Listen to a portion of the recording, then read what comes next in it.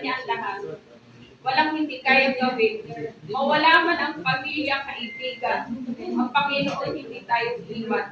May mga taong sadya gagamitin ng Panginoon. At itong Elka, kahit hindi ako tumiya, tinanggap nila ako ng buong gusto.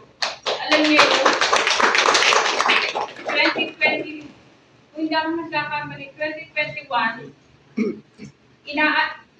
nag-message na sa akin si Ma'am Glenda na magpasa ako ng abstract, pero hindi ko siya nagawa sa dami ng iniisip ko everyday, ang dami struggle. Bali, naging blessing in disguise din talaga nung magkaroon ng Christmas party. Pinagpasa ulit ako dahil nung time na yun, struggle na ako sa maghahanap ng mga blood donor. Wala na akong makita sa Facebook, na-scam na ako.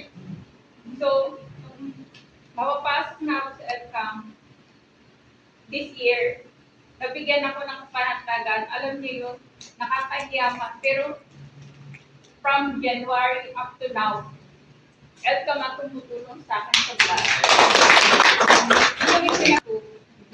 Alam na Panginoon ko, nasa gitna kami ng ganong sitwasyon, pero nakakapag-share ako, nakakapag-pray ako ng kapwa-pasyente ko.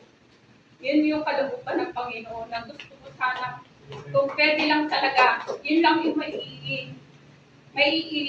tulong ko sa akin kapwa. Yung i-share ko yung pwede lang, ibigay ko na lang yung tapak ko sa mga nanghihina ang kalooban. Yan, bigay mo sa amin. Yes, totoo po yun.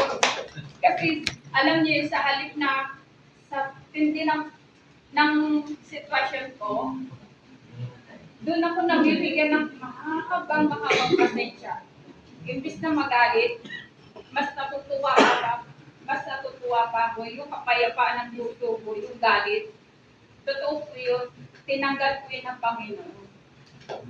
Hindi man po ako ganun ka perfecto bilang ina, anak, asawa, o kapatid.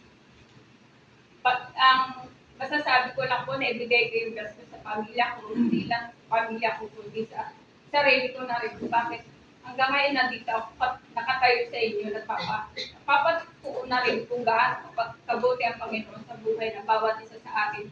Bagamat tayong lahat, may kanya-kanya tayong pinagdadaanan sa buhay, may struggle. Pero ang Panginoon, kailangan hindi tayo iiwan. Amen. Ang tama ko,